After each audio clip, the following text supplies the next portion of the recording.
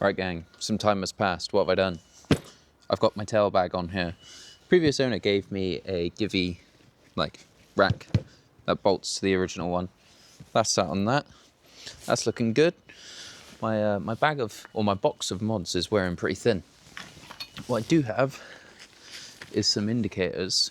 It'd be nice to mount them up and see what they're going to look like. I don't think we're going to be able to use them for now because we're going to have some hyper flash issues and I will need to order a resistor for them. But let's put them up anyway and see what they're like. I went for a quick ride around the block to see what the exhaust was like. And I prefer it without the baffle, to be honest. So I might be leaving it without the baffle. All right. Nice little plug on that. Might end up reusing that if I can. Can you guess where I got them from? AliExpress. So just like a basic OE style, what comes on modern bikes basically, but smoked. So on the right we've got new indicator, on the left we've got old. Nice and subtle, very good. I like it. I'm gonna jam on, get them fitted, and then I'll show you guys. Good morning guys, it's actually the next day. I was starting to run out of daylight and I wanted to get as much done as possible because I don't actually have that much time to do this. So I've fitted all the indicators now. Look at them. Got in the back, which has tidied up the rear end really nicely. And it may seem kind of impractical because they're like so small, but they are significantly brighter than the standard ones. So you could argue that it is a mark for practicality as well, so that's good. We've also got them up front. Got on that side and this side. I haven't put a resistor in there, so we do have a little bit of hyper flash, but they are still very bright. So let's have a look. Yes, as you can see, they're flashing a bit fast because of the lower resistance of the LEDs, but that's nothing that a resistor can't solve, which I'll order shortly. So what else have we got? See this thingamabob here. This is a cheap CarPlay unit. Well, it's a motorbike CarPlay unit from AliExpress. It was like 25 quid. And the reason why I've got this, I've got it to try it as a proof of concept, see if it's any good, because on my last trip to Wales, I actually broke the charging port on my phone because it got so wet. So I was thinking maybe a CarPlay unit could be the answer, because I could leave my phone somewhere else and then this just gets the brunt of getting wet or whatever, and I should be able to do all my maps and stuff. It might be like a all-in-one kind of solution. I've got that mounted on a quad lock mount, so I can actually remove it. Don't think I'll be able to do it with one hand. So I can put my phone there, I can interchange them. That is wired to the battery, switch 12 volt ignition, and then I have also wired in a 12 volt socket under the seat for charging batteries and stuff. That's got an isolator on it, so that's nice and simple. What else have we got? I've removed the reflectors off the forks just because they look a bit ridiculous. So the bike's looking pretty friggin' sweet, I think.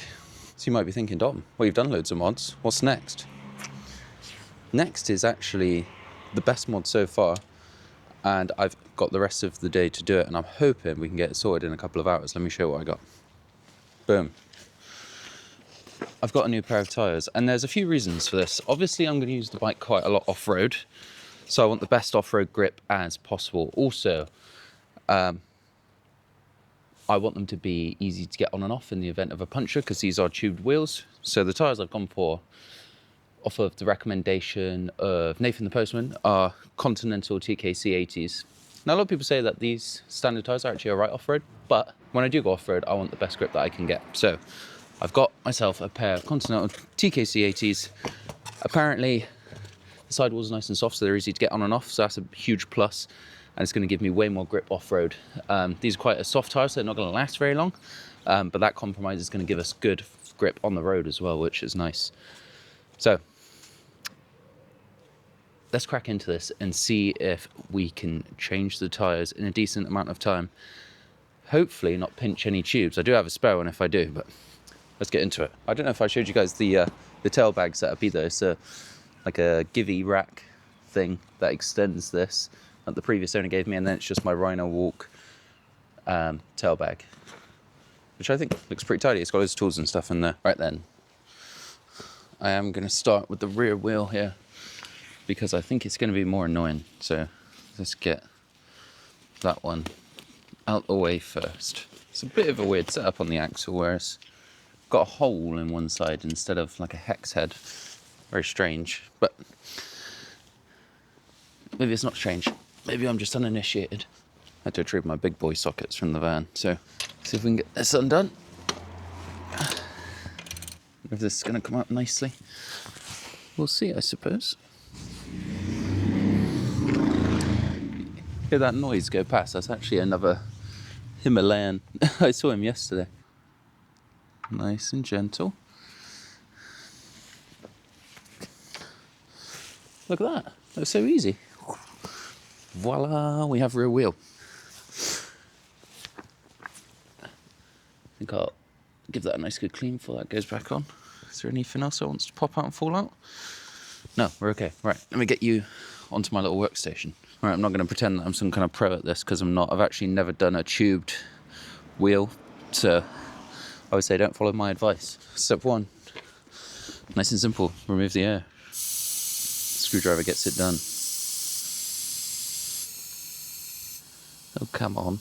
It would be a lot easier to just pay someone. I don't know why I'm so stubborn, but I just like, it's not even necessarily about the money. I just like, you know, it being my machine that I work on, that I'm responsible for keeping on the road and keeping roadworthy.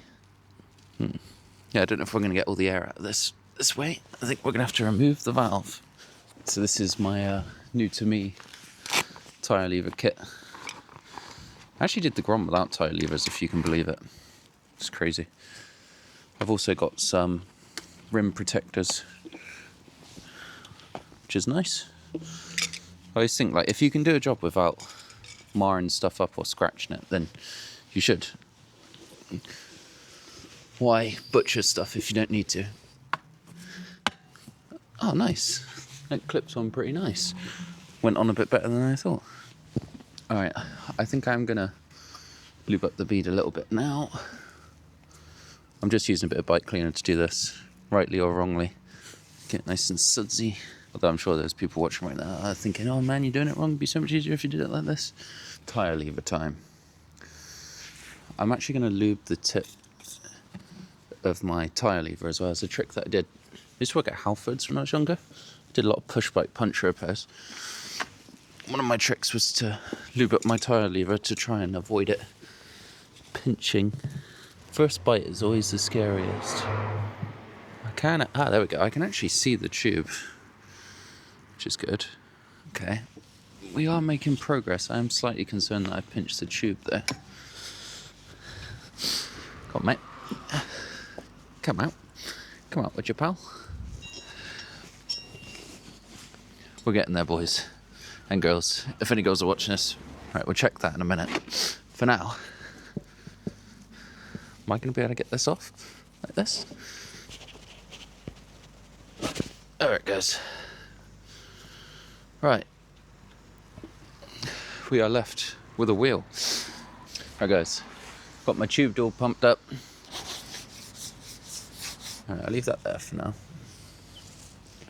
In the meantime, we need to get this tyre on, so they don't seem directional, but are they?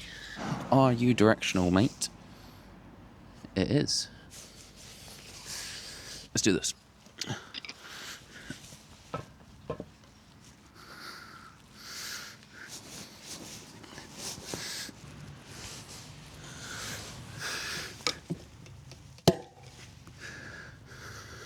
Not sure what that noise was.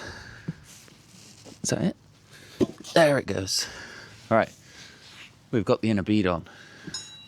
That took some muscle. I suppose it's just because it's a new tyre. But damn, that took some work. I'll tell you that. I'm going to let a bit of air out of this, but not loads. Still want it to maintain its shape somewhat. It's also much less likely to get pinched if it's got a little bit of air in it. Alright, let's stuff this bad boy back in.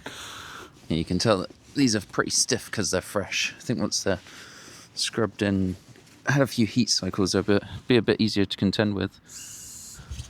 Stuff that tube. stuff there too. Right. We are looking pretty good right now. Now it's time to lube up this side. Nice and lubey. Right then, gang, some time has passed, but I have achieved this. It was quite hard work to get the second bead on, but we got there in the end. Now I'm just going to pop it back on and then crack on with the front. Okay. See if I can slide my caliper on its little slider. Getting that lined up will be the tricky bit. I'm going to slide the wheel all the way forward on the chain tensioners.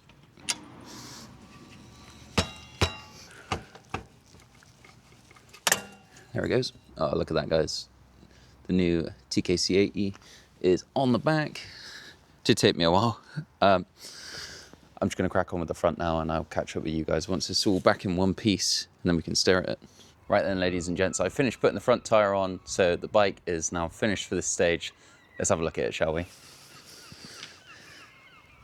Right, so I think it looks absolutely spectacular. We've got, let's go through what we did. Continental TKC80 on the back. They weren't bad to fit in the end, to be fair. We've got LED indicators that are all blacked out. We've got this new tapered number plate, and we've done away with all the gubbins that was there. We've got our tail bag. That's full of all sorts of handy stuff to keep us going on the trail and on the road. We've got the Power Rage exhaust. Looks OEM, but sounds absolutely sublime. What else have we got? We've got these handguards, which are sort of bark buster reps. Those are awesome. Well, they seem awesome anyway. We machined the bar ends, so it all fits up nice. We've also got LED indicators on the front, all smoked out. We've got a CarPlay unit. We'll see if that's any good. We'll soon find out, but oh, I'm stoked. I think the bike looks absolutely amazing. That's going to wrap up our stage 1 of mods. Thank you guys for joining me. I'm stoked. I think the bike looks amazing. It looks purposeful, and I think it's going to be really, really good both on and off the road. If you want to find out how I get on with it, now that it's got all of its mods, you should subscribe. And the next, well, I imagine one of the next videos will be us out riding, doing some on and off road, hopefully. But yeah, I'm going to stare at it for a bit because I think it looks so good. Thanks for watching, guys. I will catch you on the next one. Peace.